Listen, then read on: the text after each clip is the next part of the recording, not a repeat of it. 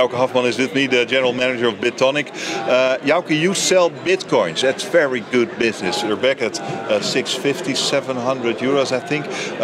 Last year, transactions plus 100%. This is a good business. I'm not complaining. How much money are you making as a business? No. That's, you don't talk money, right? No, absolutely not. No. Okay. How do you explain the interest in the Bitcoin as a currency, as value? And not just as a value, as a technology, I think. That's what interested me in the foremost back in 2012. And I wasn't a Goldberg, or I wasn't interested in. Of course, I'm interested in money, but not the creation of money or anything like that. It was more the technology that interested me. Saying, okay, now we can do transactions, programmable transactions, and no one is going to stop me doing that.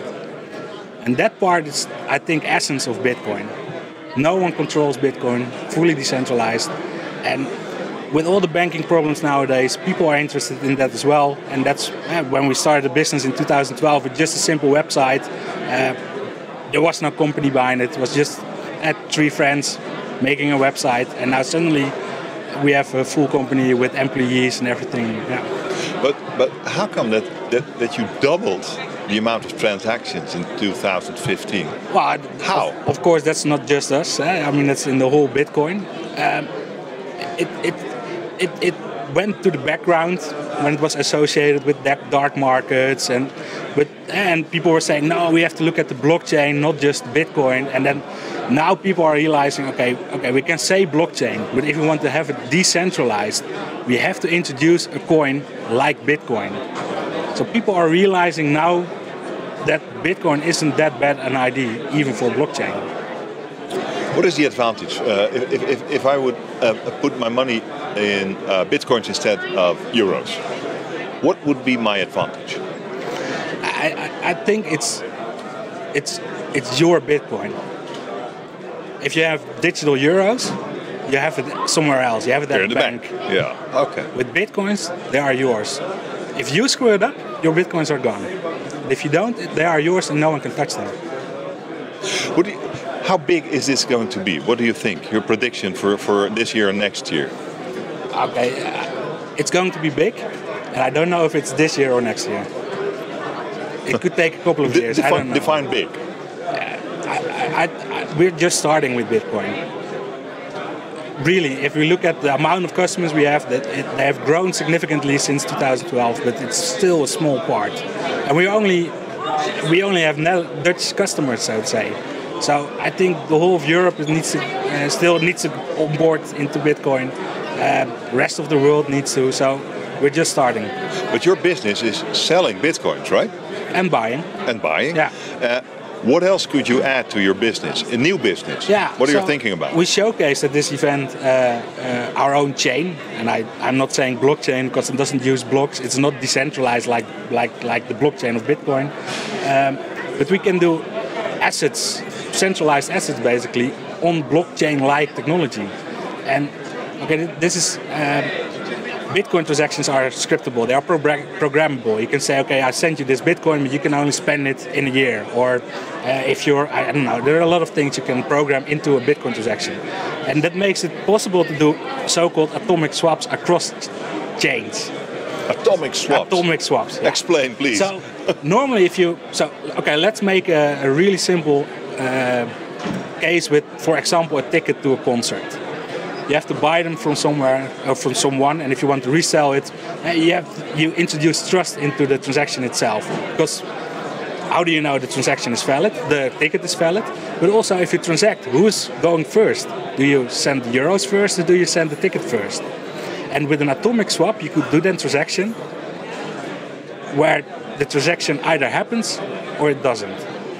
So now I don't need to trust anymore. I can just sell my ticket, and I know the euros are going to come into my account and nothing else. And we can do that with tickets. We're going to issue a couple of our shares of our company onto our own blockchain. So it's going to be a whole range of possibilities, and that's what we're going to do in the next year. You could do it with everything. Yeah. Well, digital things. Yes, digital, of course. Are the banks happy with you? Well, at the moment they're not realizing what we're doing. Really? I don't think so. If I look at the event that happened just recently, and look at the talks that were given, I think they're just still researching the whole idea. You're doing what they are researching. Yes. Yeah, and you're putting them out of business eventually. Eventually, I hope. Yeah. Really? Yes. And how do you think what you are doing will change our society? The way we live, the way we work, the way we buy. Yeah, that's really hard to predict, and it's really going to take 10, 20 years until we fully realize what's going to happen. And that's what I like about Bitcoin, and what I like about our own transaction systems, which is based on Bitcoin. We don't know what people want, but we just put it out there, and people can develop their own stuff on top of it. So what is eventually going to happen, I have no idea. What do you hope will happen? I don't know. It's going to change the whole world. And that's exactly what I hope. Because I think the world, the financial system as it's now, I'm not really fond of it. Explain, please. Yeah, okay, that's a tough question. I shouldn't have gone that way. I think everything is based on money at the moment. And what money is actually a really hard definition. It used to be easy. You could exchange your money into gold and gold into money, and everyone knew what's going on. And at the moment, it isn't so. And I think if we're going to start issuing assets like our company share on easy tradable token, why use money at all? It has value.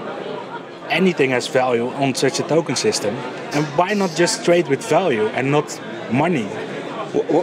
What is your problem with money then? It's as I said, the definition of money nowadays. I have no idea what money actually is. The financial system is what was bothering you. What do you mean then? It's not transparent. There are risks, but I don't know them. It's too expensive. Probably, I don't know. It's not transparent.